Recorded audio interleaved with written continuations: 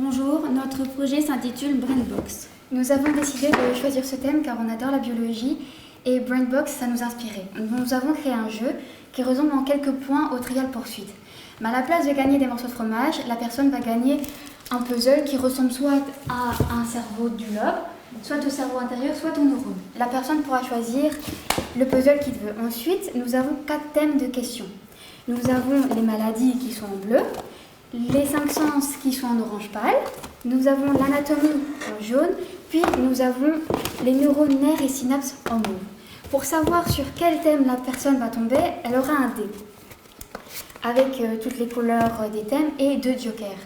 Donc sur le point d'interrogation, la personne aura un indice et si elle tombe sur cette face, elle pourra choisir le thème qu'elle veut. Nous allons faire une démonstration. Donc Alexian va choisir son puzzle. Est-ce que je regarde derrière Celui-là, il est là. Voilà.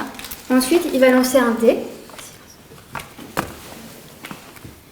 Il est tombé sur cette face, donc il peut choisir le thème qu'il veut. Choisir lequel? Ici.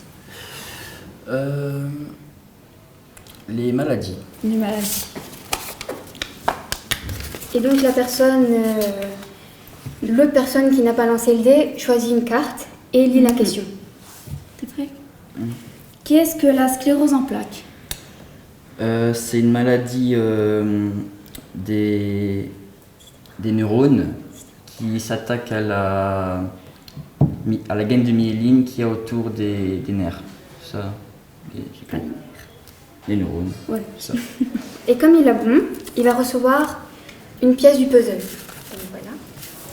Et après, comme il a réussi, il a eu la bonne réponse, il peut rejouer une deuxième fois.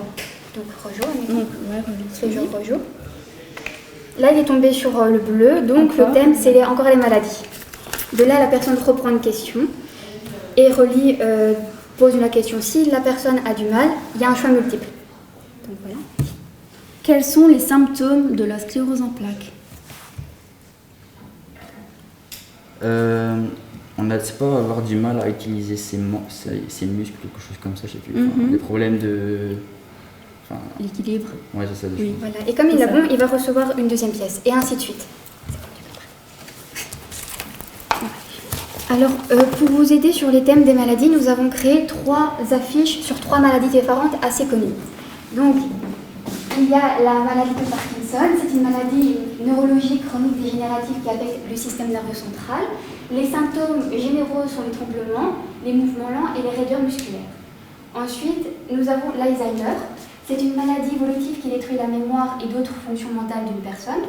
Les principaux symptômes sont les pertes de mémoire et difficultés à résoudre quelque chose, donc par exemple un problème mathématique tout simple.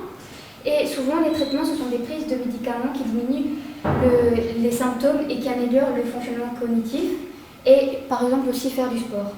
Malheureusement, cette maladie est aussi incurable.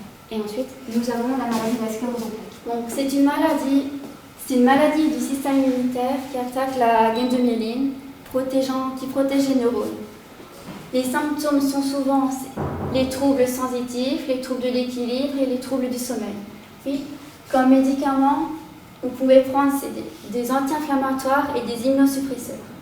L'immunosuppresseur diminue l'action du système immunitaire et cette maladie est incurable.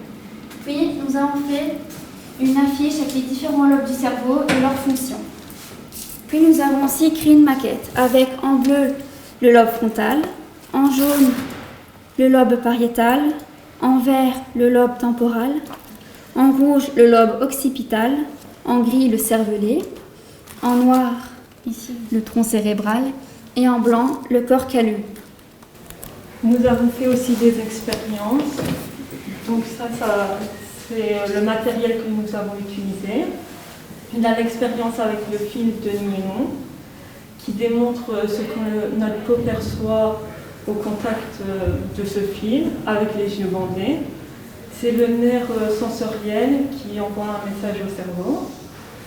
Il a aussi une autre expérience sur la préparation des arômes. Donc pour cela, nous avons utilisé des gants, de l'H2SO4, une pierre de ponce, de l'acide éthanoïque, du énalol, de l'éthanol dénaturé, hexanol, un peu plus du papier filtre, quelques éprouvettes et des lunettes de protection. La démarche que nous avons utilisée, c'est on a pris une éprouvette et on a mis quelques gouttes d'acide carboxylique, d'alcool et 4 gouttes d'H2SO4. Puis on a rajouté dans l'éprouvette un grain de paillère ponce. Ensuite, on a mis l'éprouvette dans du bain-marie, le temps que ça chauffe, pendant quelques minutes. Le mélange a changé de couleur. Puis nous avons pris quelques gouttes du mélange et nous l'avons mis sur du papier filtre. Le nombre de gouttes dépend de l'arôme qu'on veut faire. En préparant ce jeu, en fait, et toutes les affiches, nous espérons que les personnes puissent s'amuser tout en apprenant. Et on avait fait en sorte que les enfants comme les adultes puissent y jouer. Donc, pour les enfants, il y a des choix multiples. Pour les adolescents qui ne sont pas vraiment, qui ne sont pas très forts en sciences, c'est aussi un choix multiple ou avec quelques indices. Et pour ceux qui sont assez forts en sciences, c'est simplement la question. Mais si ça ne va pas, il y aura les choix multiples. Voilà. C'est bon. On a fini.